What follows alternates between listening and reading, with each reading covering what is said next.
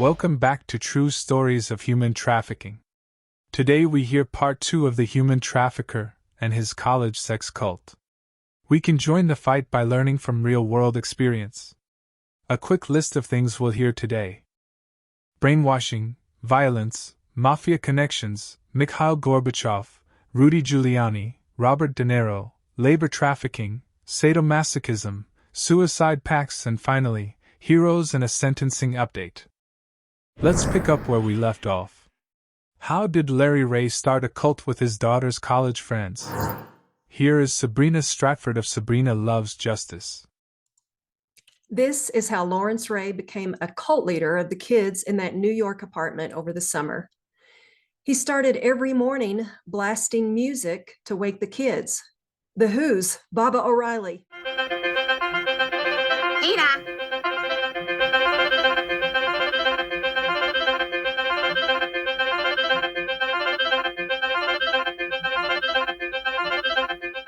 It's a great song, often covered by Pearl Jam at their shows.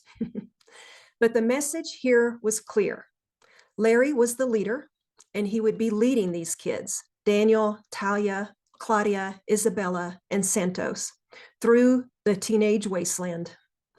He arranged their family meals, their entertainment, and what they watched, and he encouraged serious discussions about self-discovery, where he presented himself to be the expert and kept them up all night debating. Larry presented the facade of a baller. He gave the impression of having many income streams. He didn't just consult with kids, he was a life consultant to a wealthy friend. He relied on the students' computer savvy to launch his domain name business.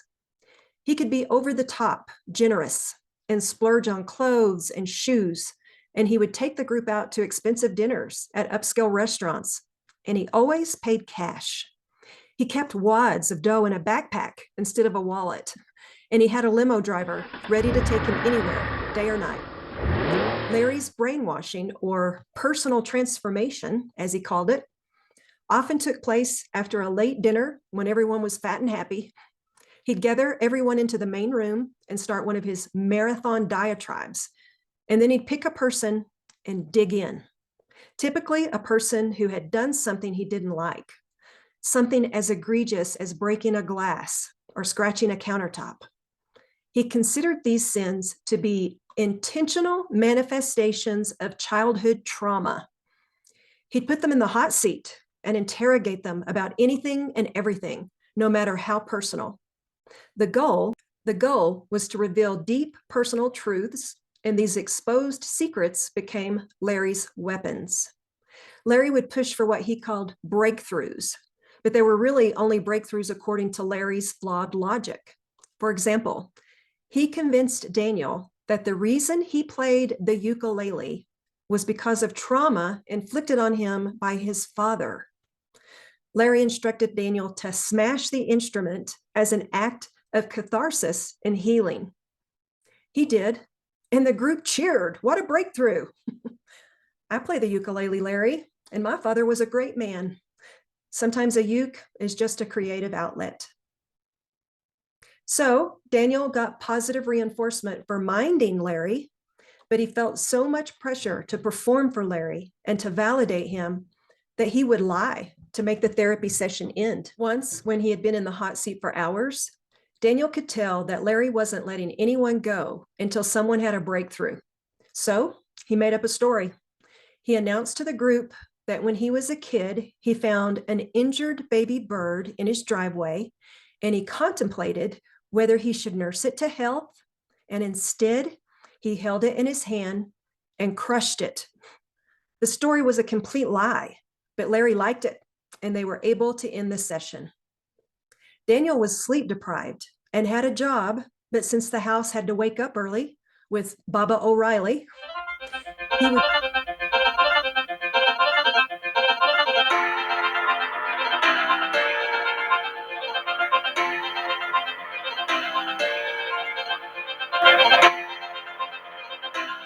he would show up exhausted and ineffective.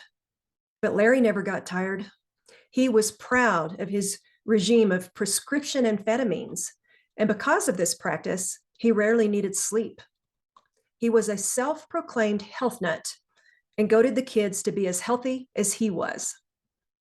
Claudia, the sweet introvert that fell under Larry's spell, took part in Larry's exercise and diet program.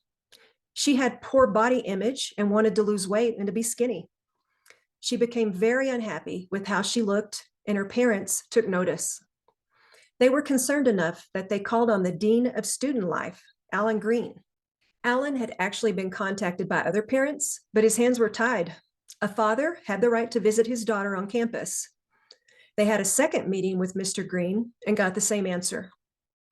Well, you can bet that in retrospect, that policy had to be revisited, and we have a letter from the president of Sarah Lawrence College on file, if you'd like to read it. But remember, Larry had moved the heart of his operation now off campus to the New York apartment. This allowed him more control. But Claudia's parents lived only a few blocks away from the 93rd Street apartment, and they would see her about once a week, and her mother would comment that Claudia's behavior was completely changed and a clear reflection of her mentor, Larry Ray. Claudia started to talk like Larry, constantly referencing healthy food and exercise and her weight. She generally had a bad attitude, which wasn't like her at all, and became very snarky and critical of her parents about everything, from how they ran their household to what time they ate dinner. She learned this critical attitude from Larry because that's how he ran the house. Manipulation. He really focused on mistakes. In his eyes, a mistake was either a symbol of childhood trauma, or a mistake was evidence that the kids were trying to sabotage his program of self-improvement. Everything was about Larry. If you questioned him, it was considered subversive behavior and explored in painstaking detail and required written, signed confessions. In one example of this type of correction, Santos wrote out a confession of interfering in Larry's business with the intent of taking up Larry's time and wasting it. Daniel recalls giving Larry handwritten letters itemizing things he had damaged as part of an intentional effort to harm Larry's family. It wasn't until the drama was over that Daniel recognized that these confessions were coerced and served to cement Larry's psychological conditioning. He put pressure on the kids so they would believe that they had done terrible things to Larry and his family, so they were beholden to him. They owed him now. And the penance was that you had to recall your actions to align exactly with how Larry saw your actions and erase your own true memory of the event. Larry collected hundreds of pages of student confessions, and reading through them, one would recognize that they were dictated by the same author in identical language. It really got bad for Daniel when Larry took a deeper interest in his sexual education. The first real evil thing we find reported in this story is how Larry manipulated Daniel into having sex with brokenhearted Isabella. Out of the blue, Isabella comes out of the bedroom with Larry one night and just starts making out with Daniel on the couch. And Daniel's thinking, wow, she's really crushing on me. Not the case. She had been manipulated by Larry. A few weeks later, Larry brings Daniel and Isabella into the bedroom and orders them to have sex while he watches. This was a therapy. They became regular, and Larry would often participate, for medicinal purposes. He instructed them that his involvement in their sex life was part of their journey to clarity. And part of that clarity involved inviting Larry's good friend, Chin, the landlord, to join them. Daniel later said that there was never consent on his part, and he was certain that Isabella was being manipulated in some harmful way to get her to go along. But Daniel didn't leave, and he certainly could have, had he wanted to. They weren't locked in with the windows nailed shut. They were completely under Larry's mind control and felt like the whole thing was weird, but everyone seemed to be going along with it. So in their flawed thinking, they thought, Larry says it's good, so it must be good. So if I don't think this is good, something must be wrong with me, and I need to get with the program. Daniel and Claudia left at the end of the summer to go study abroad in England. And as a parting shot, Claudia sent a confession to Alan Green, the Sarah Lawrence dean. Alan gets an email in his inbox with the subject line, "The Truth." Claudia had made some noise initially when Larry first moved into the dorm room, and Claudia had told the dean she had some fears and concerns and called Larry a bad, dangerous, manipulative, and sexually deviant man. Her truth now was to recant those concerns. She claimed that Larry's ex-wife had tricked her into making her initial statements. They were false, and she knew Larry to be a trustworthy man. Overseas wasn't far enough away to dissuade Larry. He had Daniel and Claudia Skyping with him. At least on one occasion, Larry's family meeting simply consisted of Larry coaching them through sex. That was kind of his thing. Both Claudia and Daniel returned to the apartment on the Upper East Side, and Larry started renovations. Renovations. He took the door handles off of both bathrooms. There was no privacy allowed in that house. And by this point, nobody questioned anything Larry did. They just fell in line. And the kids became more estranged from their parents. Daniel's father wrote, pleading letters. "I can't reach you. What changed? I don't understand. This only seems to happen when you are at Larry's, but I can't figure it out. Are you in a trance? On drugs?" Daniel later said that there was nothing that was going to dissuade me. They were justifiably afraid, and I made this clear to them, whether through my words or my actions, that if they weren't on board with Larry, that I would just stop talking to them. In some ways, that's the more dangerous thing. You could just lose contact altogether and have absolutely no lifeline. Claudia's family was concerned. They talked to her several times about it and had arguments, but there was no convincing her that Larry wasn't anything but great. Larry personally manipulated Claudia's family by showing up at their house one time, uninvited, and asked Claudia's mother about her first child, a girl, Claudia's sister, who had died at birth. Larry brought it up to say that it must have been difficult for her to love Claudia, having just gotten over the loss. Claudia's mom was like, "What are you talking about? When Claudia was born, it was the joy of my life. Claudia was everything to me. I had a daughter and I was so happy." But Larry kept pressing in on it until she just exploded and started crying. He had pitted Claudia against her parents, and she believed Larry. "I don't believe you, Mom. I don't believe you could have loved me because of her." Then Claudia left with Larry, and that's when Claudia's parents knew he had complete control of her. They didn't understand how serious it was until it was too late. It was around this time that Larry began to get violent with the kids and assert his authority. He regularly abused Santos and often put him in a sleeper hold until he passed out. "Did the darkness envelop you?" he would ask when Santos woke up. But he really had it out for Daniel. He created torture devices and used them on Daniel in front of the other kids to demean him and keep him in check. Once, Larry punished Daniel for a small offense, asking him to kneel, and then Larry stood over him with a knife and threatened to dismember him. Daniel recalls one of his worst nights in the apartment when he made the mistake of questioning his sexuality in front of Larry, and that was it. Larry had Isabella get one of her dresses, and in front of all the kids, he told Daniel to put that dress on and go out and get the mail. When Daniel got back, he made Daniel deface himself in front of the whole group.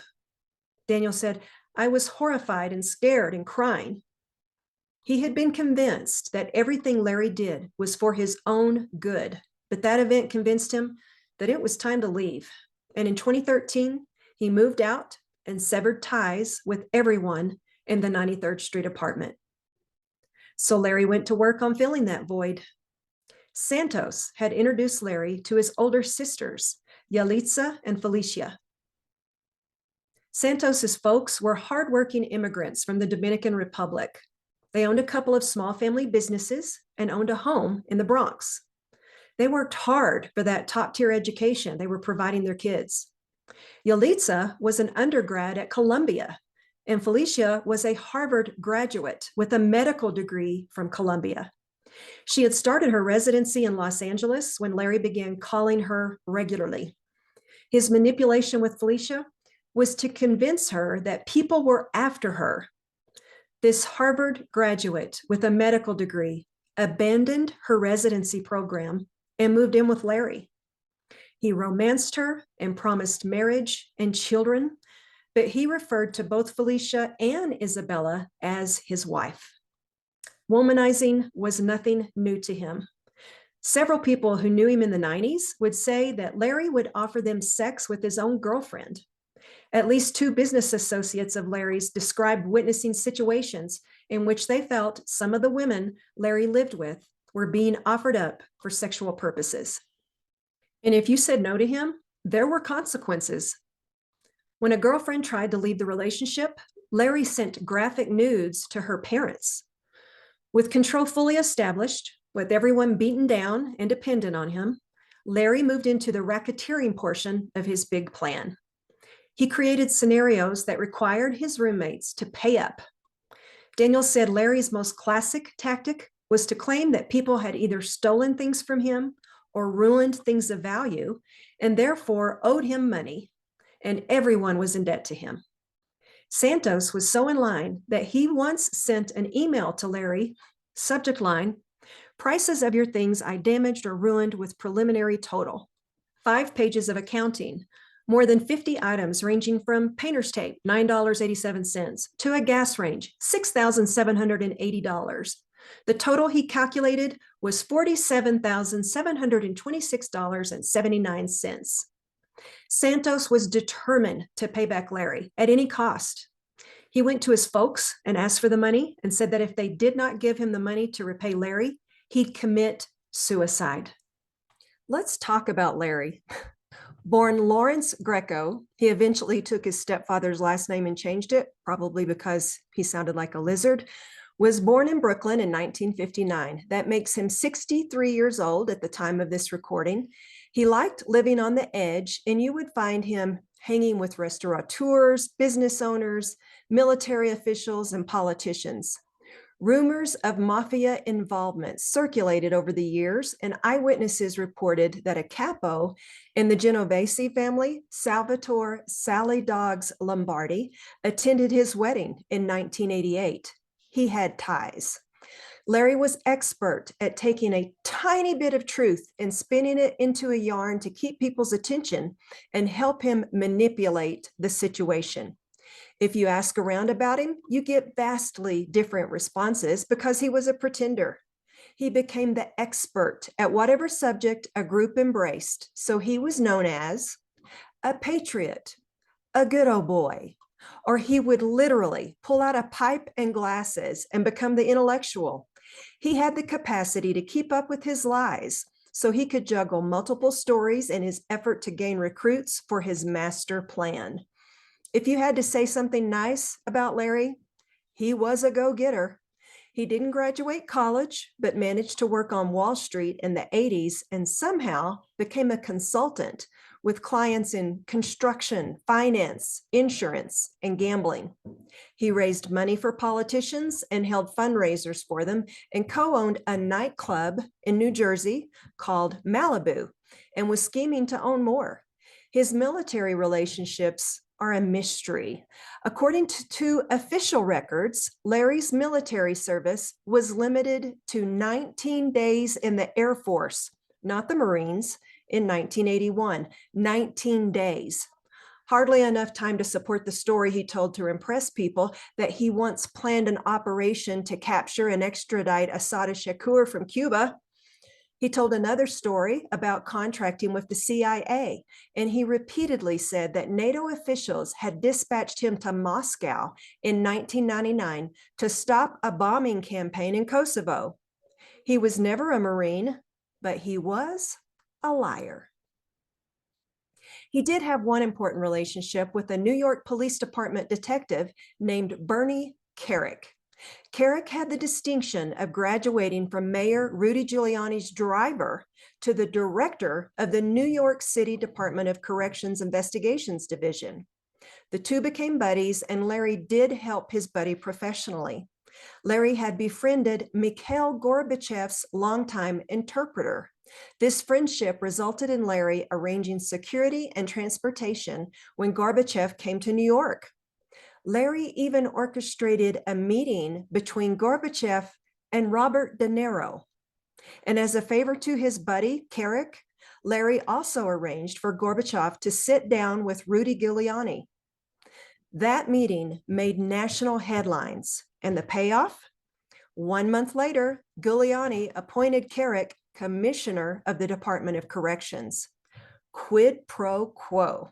Larry scratched Carrick's back. Now he expected Carrick to scratch his. Carrick introduced Larry to an FBI agent named Gary Ewer. Larry exploits relationships he has, so he claims that he can provide Ewer with mafia information. Larry even claimed to be related to Al Capone. Ewer makes Larry an informant, and they start meeting weekly. Larry claims to have information on a pump and dump stock scheme operated by a capo in the Gambino family, Eddie Garofalo. Larry tells Ewer that Garofalo put a hit out on him for knowing too much, and as a result, the FBI pays approximately $10,000 for a security system to be installed in Larry's home. It's better than a ring cam. As it turns out, Larry was an unreliable informant, surprise, and it took a few years, but eventually Agent Ewer realizes that Larry had used his role as an FBI informant as a cover for his own involvement in the Garofalo scheme.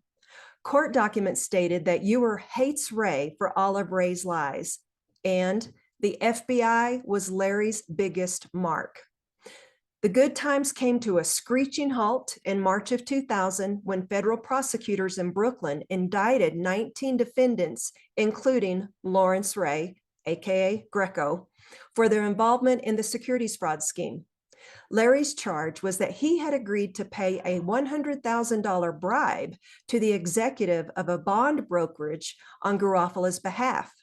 Larry made a desperate plea to his old buddy Carrick, who was by then commissioner of the NYPD. Larry emailed him and begged him to put in a good word to the U.S. Attorney's Office, and Carrick responded and said, "I would love to, buddy, but in my present position, I cannot intercede. I'm sure you understand." But Larry did not understand, not at all. Carrick was NYPD commissioner in September of 2001, 9/11. High visibility, and he went straight to the national stage. Carrick was on TV all the time, and he did a stint as an advisor in Iraq. The city renamed Manhattan's jail the Bernard B. Carrick Complex. On December 3rd, 2004, President George W. Bush nominated Carrick to be a secretary of Homeland Security. A week later, Carrick withdrew his nomination, citing an infraction he once made, the fact that he had once employed an undocumented nanny. But 2 days later, news broke that Carrick's relationship with Larry Ray was sus and sketch. Allegedly, Larry had paid for $4,300 worth of furniture for Buddy Bernard and paid for his wedding. He even gave him a customized Tiffany police badge. And can you guess who gave this story to the news? That's right. Larry was the story's primary source. Revenge. Carrick was publicly humiliated, and Larry's scheme worked. The city took Carrick's name off of the jail. With Carrick under the microscope, he did not pass muster. It was revealed that Carrick had been having an affair, and in 2009, Carrick pleaded guilty to felony, tax and false statement charges, and served 3 years in prison. As for Larry's judge that handed down his sentence, Larry pleaded guilty to securities fraud, and in 2003, he was sentenced to 5 years probation, and at his sentencing, the judge pointed out that Larry had been manipulating the court. Noted. But Larry was just getting started. True self was out in the open now, and he became more malicious, and his targets became more personal. Larry had a blog, and he announced to the world that judges, prosecutors, police, federal agents, and even his own lawyers were working on behalf of Carrick. He alleged that Carrick, along with Rudy Giuliani, President Bush, and Vice President Dick Cheney, they were trying to silence him because he knew secrets about 9/11. A city investigator was looking into Carrick, and Larry told that detective that on 3 separate occasions, people in mysterious vehicles had pulled up beside him and shot at his car, but they missed all 3 times, shooting at him, right beside him. Destroy everyone. Larry went after his own wife. We can never know the full truth of the matter, but we do know that in 2004, Larry's wife, Teresa, filed for divorce. A few months after she filed, she called the police and claimed Larry had hit her. The police show up, and Larry and Talia, then 15, tell the cops a story of an abusive mother and accused Teresa of child abuse. The state of New Jersey believed them, and child welfare gave Larry temporary custody of Talia. He then starts on a campaign to bring Teresa down, and over the next few months, child welfare received several anonymous complaints accusing Teresa of physical and sexual abuse against Talia. Talia also accused her grandfather, cousin, and aunt of abusing her. Larry went so far as to create websites and post graphic accusations of child abuse against Teresa and her family, and went full bore with personal attacks. For the record, child welfare investigators determined that the allegations against Teresa were unfounded. How crafty was Larry? A psychological evaluation submitted to the court characterized Larry as literally impossible to evaluate because he is able to manipulate and control almost any situation in which he finds himself, including a psychological interview with a forensic examiner. No matter how experienced that examiner may be, Mr. Ray is very good at what he does. And that Larry can be utterly charming, and one can be disarmed by his childlike simplicity and smile. But Mr. Ray is no child. He is a calculating, manipulative, and hostile man, end quote. Based on the court's findings, they determined that Larry had manipulated Talia into making abuse allegations against her own mother. When the examiner asked Talia's 4-year-old sister if her mother hit her, she started laughing. "That's what Daddy tells me to say," she said.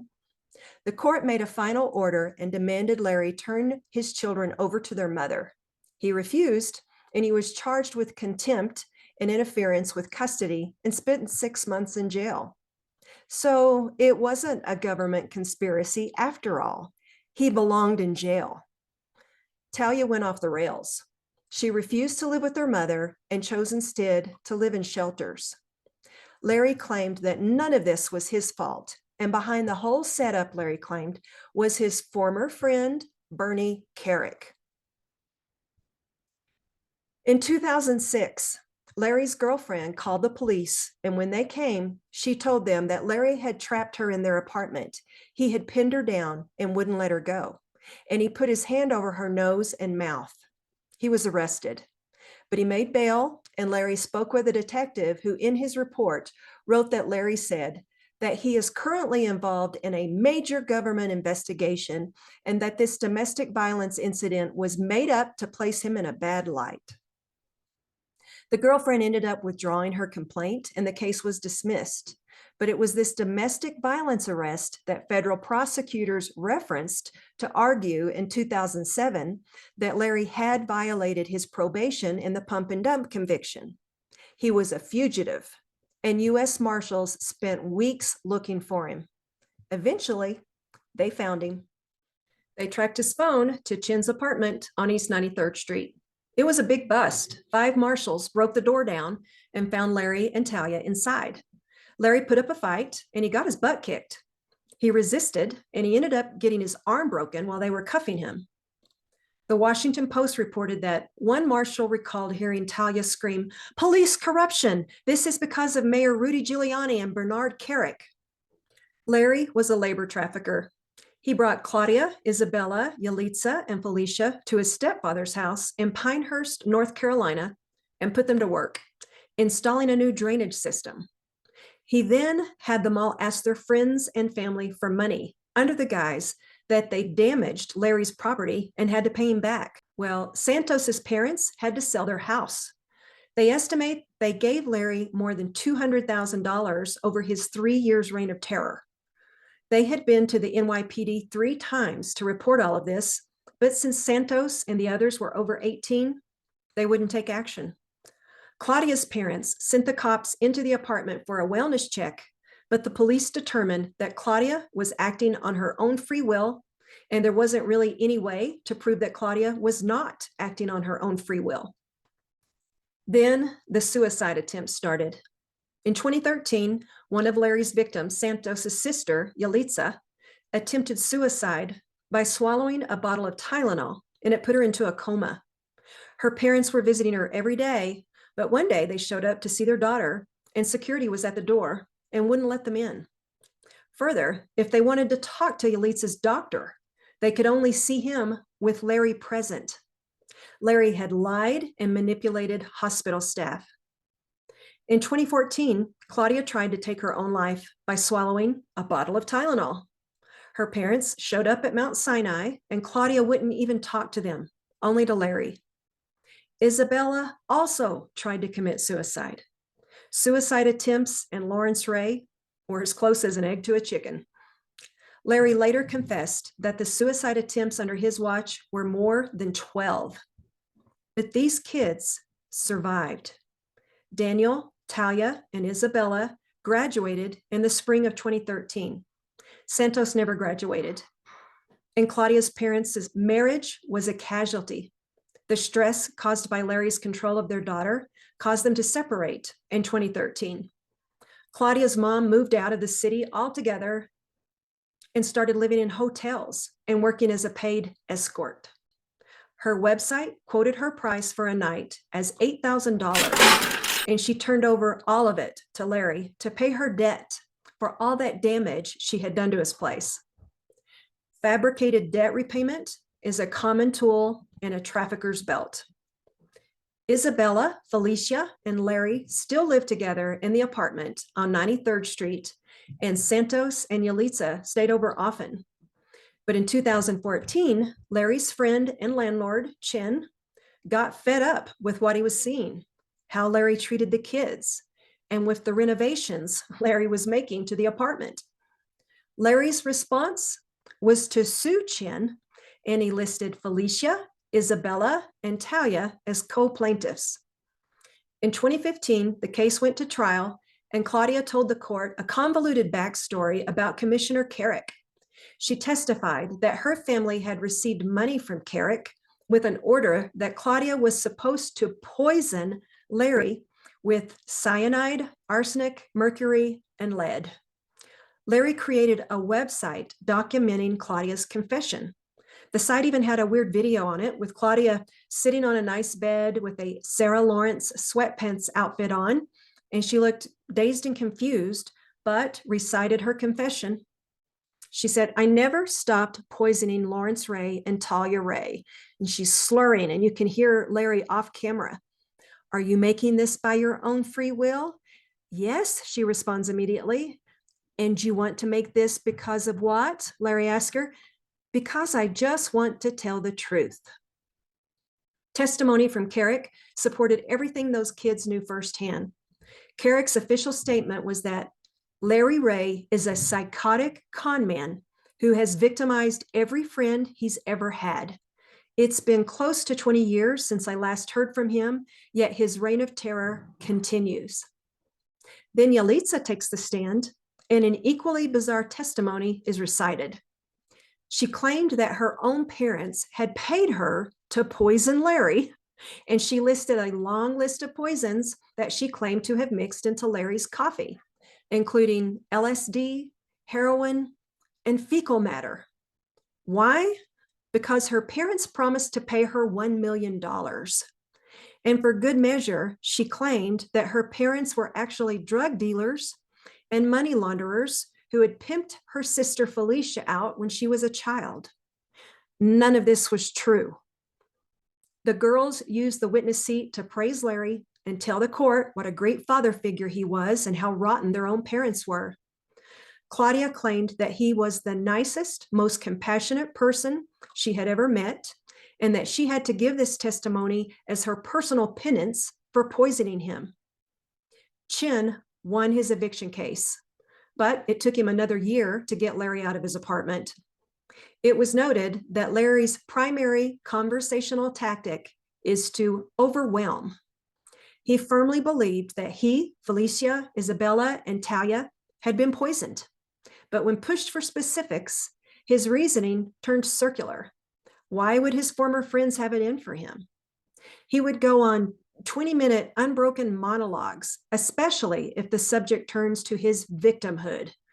Everyone in his past, from his defense attorneys to his own mother, is corrupt or biased.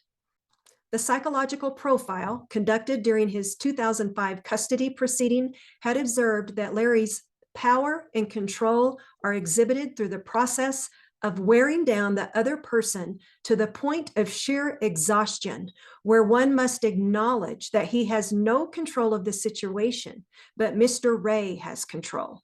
Larry's days as a mob informant caught up with him. 9 months after that trial, Larry was in the lobby of the Hudson Hotel with Claudia and Santos when his former friend, Di Tommaso, a New Jersey construction executive that Larry had implicated, confronted him and began beating him viciously. Larry got his butt kicked in front of his little friends. But he used this assault to fuel his conspiracy that the government was after him and people were trying to kill him. A trafficker's tactic is to earn your victim's trust. Larry portrayed himself as a benevolent big shot. He always rode around in a chauffeured limousine, and one day he sees a man on the corner with a cardboard sign that said Iraqi vet. Larry had Isabella reach into his backpack wallet and give the man a $100 bill. He would periodically pull out his laptop, open a spreadsheet, and show everyone that his GoDaddy domain name business was worth $28 million. Larry would go on filibusters talking about how everyone in the world was against him and the kids, and he was the only one who could keep them safe. Larry would sometimes behave as if Isabella was his girlfriend, and other times as if she were his assistant. They asked him in court if he was romantically involved with Isabella and Felicia, and he answered that he hadn't been able to have sex in years on account of the poisoning. Lots of people in Larry's world wouldn't speak on the record to reporters for fear of retaliation. He silenced people with physical, legal, and psychological intimidation, as well as public shaming and harassment. Larry refers to these incidents as honorable. What happened to the victims? Well, their families were shattered. Siblings Santos and Yalitza have not spoken to their parents in years. One source reports that Santos spent time in Bellevue's psychiatric ward and ended up living in a homeless shelter. Their parents still grieve. They lost so much. Their mom was quoted as saying, "It doesn't fit in my mind still. They were smart and good with everyone." Asked what she would say to her children if she could speak to them, she answered quickly, "We forgive them because they're our kids. We love them." Isabella's family hasn't heard from her. Remember, her parents got divorced, except for her father, who has received a couple of calls from her asking for money. Isabella's aunt actually went to New York to try to bring Isabella home, but Larry intervened and spoke for Isabella, who seemed out of it. Larry claimed that Isabella was sick and he was medicating her. Auntie made arrangements to meet with Isabella the next day, but Larry called and canceled, and the family hasn't seen her since. Daniel made some realizations. One day, he randomly came across a website about cults and began to realize the gravity of what had happened to him. He recognized every cult tactic as Larry's status quo. Larry controlled their finances and made sure they were indebted to him. He had alienated them from all other relationships with family and friends. His drill about putting someone in the hot seat, textbook cult behavior. This discovery prompted Daniel to join a group of cult escapees, and he's gained perspective and healing. As for Claudia, she got help from a former employer, even though she had asked him for $500,000 to pay her debt to Larry. She confessed that Larry had strapped her to a chair and put a plastic bag over her head until she almost passed out. Claudia, at age 31, also told jurors that Ray had asked her to make a list of her prostitution clients, which he planned to use as leverage and threatened to publish online. She made an incredible amount of money for Larry. She said on a very bad week, she made $10,000, and on a good week, $50,000 in proceeds that she handed over to Larry and Isabella. Assistant U.S. Attorney Danielle Sassoon focused on the sexual grooming that prosecutors claim Ray used to funnel Claudia Drury into a life of prostitution from which he garnered more than $2.5 million. Claudia told the court that Ray coached her to take part in a gangbang. He told her that sex with multiple partners was liberating and fun. He told the jury that she was already unraveling, and Larry took advantage of her fragile state by giving her sexual challenges that she took because she wanted to win his favor and make repairs for all the things Ray had said she had done wrong. Hurt people, hurt people. All of the accusations about damage to the home that she had to pay back escalated when he piled on the accusations that she had poisoned him and his daughter Talia. Claudia went on to tell about his demeaning demands. He told me to take a cab ride, and at the end of it, instead of paying, suggested I have sex with the driver as payment. He also told me to pick up someone on the street and have sex with them in Central Park. Asked if she did these things, Claudia replied, yes. In fact, on Ray's suggestion, she said that she had taken work as an escort in a sex club where Ray introduced her to BDSM, bondage, and sadomasochism. She described some of it as quite severe and said that she took the submissive role with the sex club clients and one of its managers. These people took a lot of pictures, and these pictures were all sent to Ray at his demand. The court was shown graphic pictures of her bruises. She also testified that by the time he got her into that sex club, she had built up so much self-loathing and hate for herself that she actually found an outlet and relief in the pain of BDSM. On some level, she felt that she deserved the punishment for all the supposed wrongs she had done that Ray had convinced her were her fault and her debt to pay. Ray played on her fears, often speaking graphically about jail, because remember, he was a former convict and he knew all about jail. So he would tell her what would happen if she were sent to prison. He described in detail the size of a prison cell and made her walk out those dimensions to illustrate how confining jail would be. He told her graphically and in great detail about what other prison inmates would do to her because she was small and weak, and he used terrifying stories to intimidate Claudia. She said he talked about it many times in many different ways. Claudia confirmed in her testimony that she worked as a prostitute for Ray for 4.5 years. At her most profitable, she saw 3 or more clients a day, charging $2,000 an hour, $2,400 for 2 hours, with fees rising in increments from there. She said she handed most of her money to Ray and Isabella Pollock, his co-accused and so-called lieutenant, and that on 2 occasions, Ray told Claudia and Dan to be sexual with each other and others while he watched. Ray would use the props that he told her to buy for her BDSM clients. Claudia's voice would really dip while she was testifying about this. She was embarrassed, and the judge had to remind her to speak up and list the props: handcuffs, crops, floggers, leash, collar, ball gag, and other embarrassing tools of the trade. She said the big difference between using these tools with clients and using these tools with Ray was that when she told clients to stop, she knew that they would. With Ray, she said, I was scared. I knew he wouldn't stop. She was finally able to break away from Ray when her former employer bought her a ticket out of the city and she left without packing her things. Larry tried to find her and sent her an email, but she didn't come back to him. His email to her said, "You said you would never run and hide, and I have no understanding as to why you are doing so now." This email was provided by a friend of Claudia's. "In my experience, the truth has always been important to you, and proper regard for the truth has always helped you," he went on to say. "You asked me to promise to never abandon you, and I have not." What happened to Larry's daughter, Talia Ray? A federal judge found sufficient evidence to name Talia as a co-conspirator. She hasn't actually ever been arrested or indicted in connection to any criminal activity related to the same, but it's indisputable that she was either a predator working with Ray or a brainwashed victim working under Ray. Talia not only supported Ray, but also profited from Larry's trafficking efforts.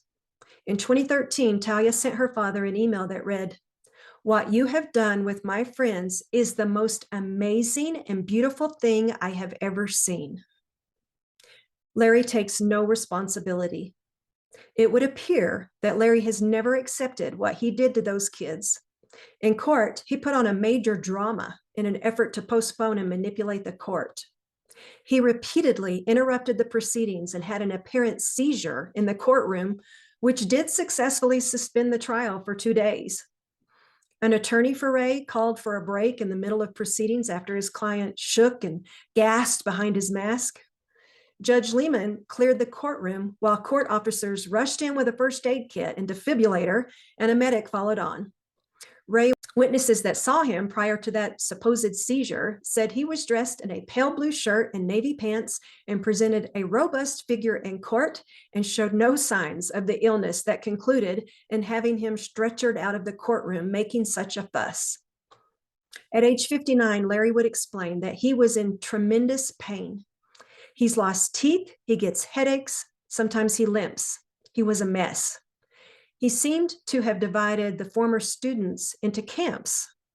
On one side are Talia, Felicia, and Isabella, who were poisoned. On the other, Claudia, Yalitza, and Santos, who he believes are behind the poisoning. Larry's lawyer will say that Larry, Talia, Isabella, and Felicia would deny almost everything in this story, including the sexual humiliation of Daniel. But Larry has bragged about taking Claudia's money from escorting. In fact, he was pleased with Claudia's efforts to pay him back for the damage he says she did. He said, "I genuinely always believed that Claudia genuinely felt very guilty. I genuinely believed that Yali felt very guilty, and I genuinely believed that Santos felt genuinely guilty. But they didn't end up doing the right thing. The only one who tried to do something was Claudia." What's clear is that Larry has not taken responsibility and justifies his evil behavior. He thinks he actually helped the young people he took under his wing. In reality, Lawrence Ray Greco caused massive destruction in people's lives. Some of the people who were contacted in the news stories I researched refused to speak on the record for fear of Larry's retribution. For years, he has silenced his victims by intimidating them physically, psychologically, legally, and when all else fails, by publicly shaming and harassing them. This story has heroes. Our heroes today are Damian Williams, the United States Attorney for the Southern District of New York, also the first African-American U.S. Attorney for the Southern District of New York, and United States District Judge Louis J. Layman. The predator, Lawrence Ray, aka Lawrence Greco, which now that we know his story, doesn't his name conjure up images of cold-blooded lizards? Larry Greco. Larry Greco received a sentence of 60 years in prison for racketeering, conspiracy, violent crime and aid of racketeering, extortion, sex trafficking, forced labor, tax evasion, and money laundering. Quick legalese made easier, racketeering just means dishonest and fraudulent business dealings. Examples of racketeering are acquiring money through murders, money laundering, drug trafficking, home invasion robberies, illegal behavior. Based on the charges, it's safe to say Greco is a bad man, and justice is served with him behind bars. U.S. Attorney Damian Williams said, Larry Ray is a monster. For years, he inflicted brutal and lifelong harm on innocent victims, students who had their lives ahead of them.